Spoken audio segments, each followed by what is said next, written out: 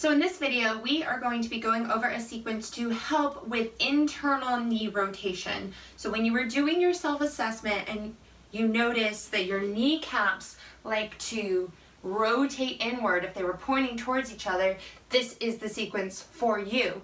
Also, if you notice that when your feet are straight, not just in your standing posture where you're just regularly standing, but if you actually just point your feet straight and your kneecaps still rotate in, this is still the sequence for you. So our first exercise is going to be some standing glute contractions.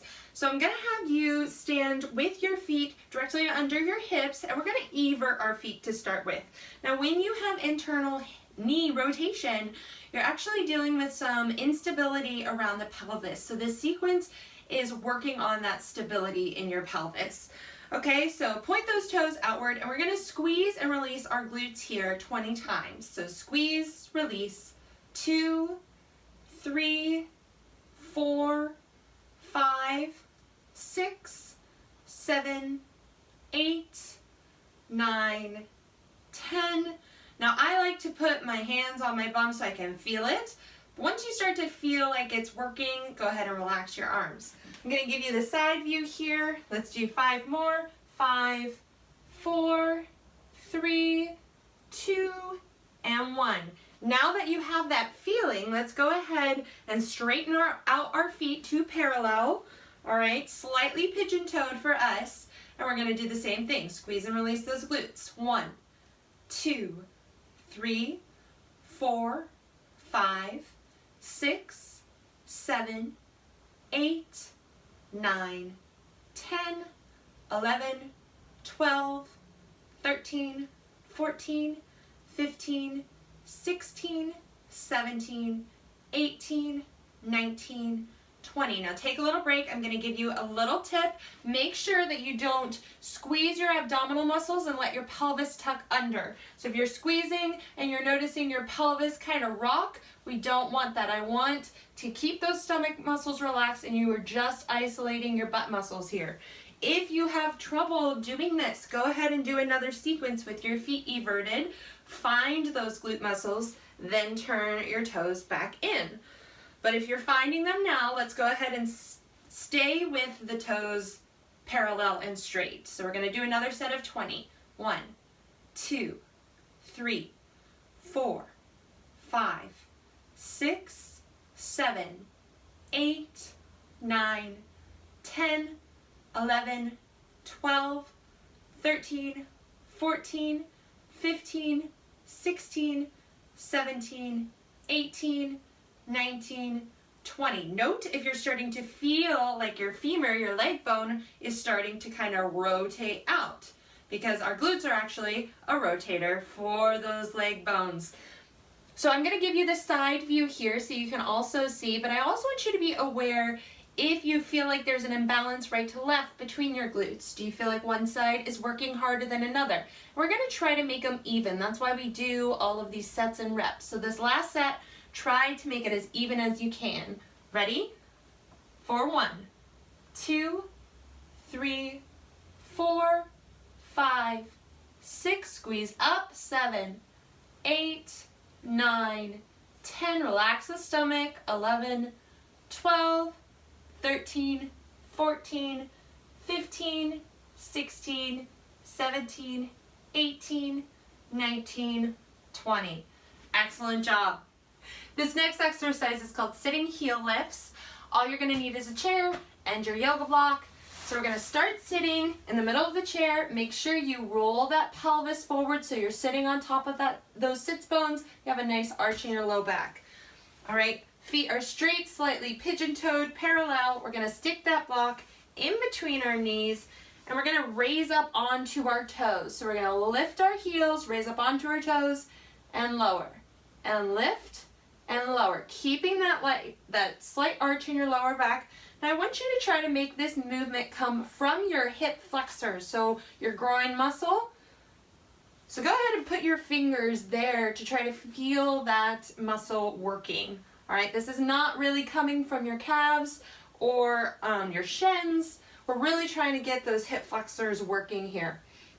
When you go up on your heels, make sure that you're not rolling out to the outside of your foot. So kind of rolling out, supinating. We want to make sure that the weight is still on the big toes, and up and down, and up and down.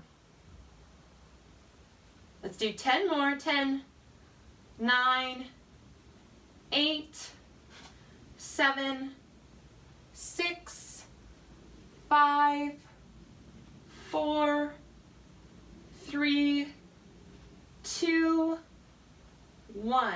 Very nice. Take a slight break. Note if you're feeling one side burning more than another. Now make that up, that side that's not burning, wake up. We gotta get it even. We want to bring balance back to our pelvis. All right, let's go for another set of 20. 1, 2, 3, 4, keeping that arch.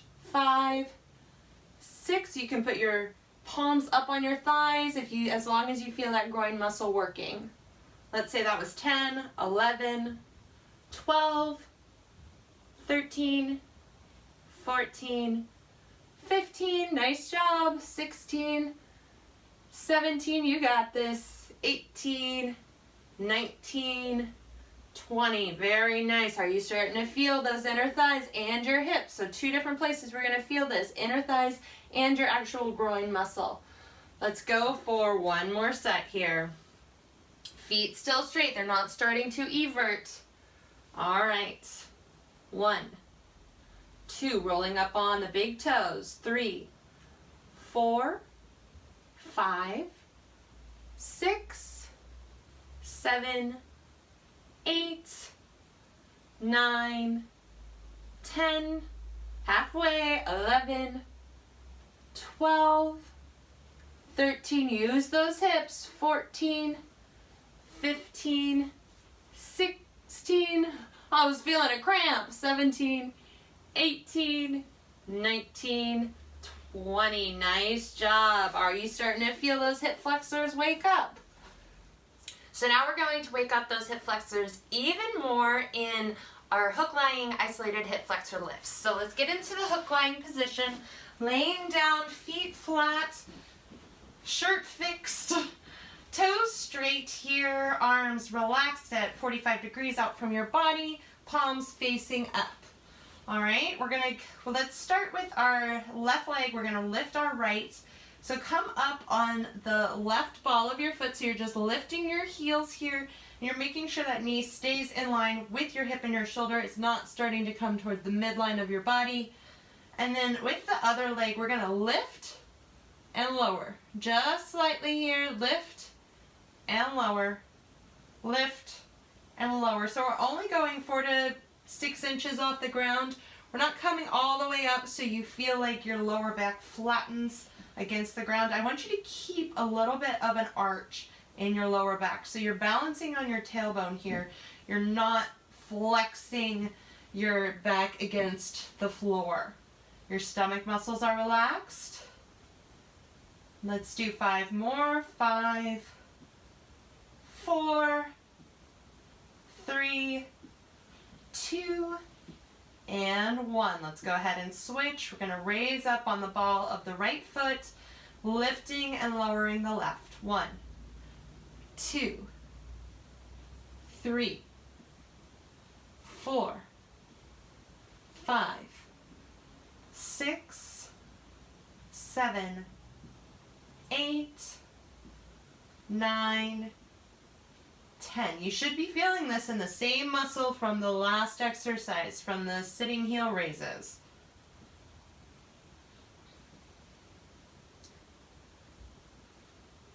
Does one side feel very different than the other? All right, let's go ahead and switch back to the right. So lift the left heel, back to the right. Lift and lower, still balancing on that tailbone. Now make sure you don't start using momentum. We're not going lift, lower, lift, lower, lift, lower. And you want to set your foot down every time. So lift, lower, release. Lift, lower, release. And that's going to make that hip muscle activate every time you lift instead of just staying in this tightened position. Right? It's a little bit more challenging, but it's going to give you more work, which is what we want.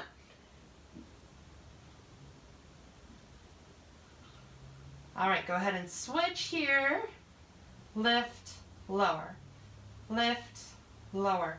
So our goal is to do 3 sets of 20 on each side, so by the end your hip flexors really might be feeling it. I tried to stay counting today, but it's not really working. You can count on your own. I'm giving it an estimate. Keep that lower back arched. If you're having a problem not flattening your lower back, you can stick a small towel or a rolled up towel underneath your belly button to keep your pelvis tilted forward. I will show you that more in the next video.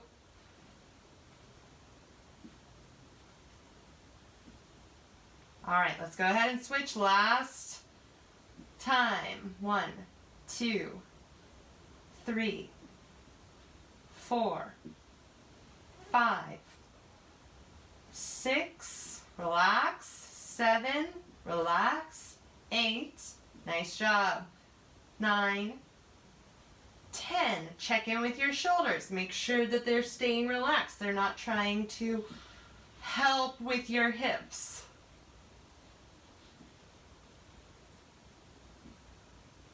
Good. Are you starting to feel this in your groin?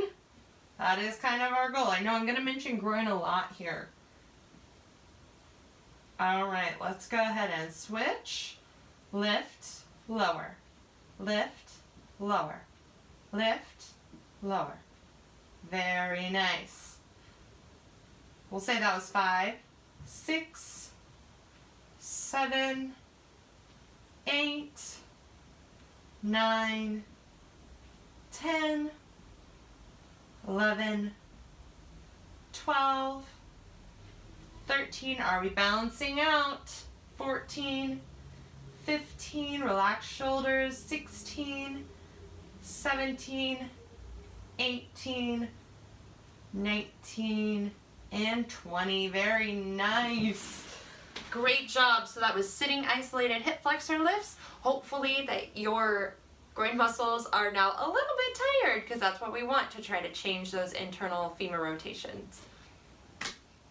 So this last one we are going to do is supine groin stretch on towels. If you have a tower, this is where you whip it out.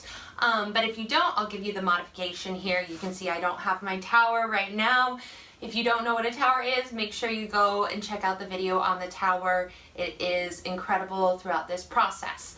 So grab your rolls, and then we're going to lay down with one leg over the block, with the roll underneath our belly button and the other roll underneath our cervical spine. So right on top of the shoulders, underneath the neck. All right, this other leg is going to be stretched out here. Now you can see I don't have anything to prop up my left foot, but I want you to prop up your left foot. So you're going to stick another block on the outside of your foot, or you can use a wall, or I have a bolster here, something to make sure that your foot stays straight up in the air, toes don't start to point outward, and then you're just going to relax into this position for 15 minutes on each side. Right, that might seem like a long time, but you will really start to melt into the floor. We're working on getting the proper S curve back to our spine with these rolls, but we're also working on bringing our psoas back to the proper alignment and not letting any other muscles in our hip area compensate for the psoas movement. Okay, so it's totally worth it. You're gonna feel great.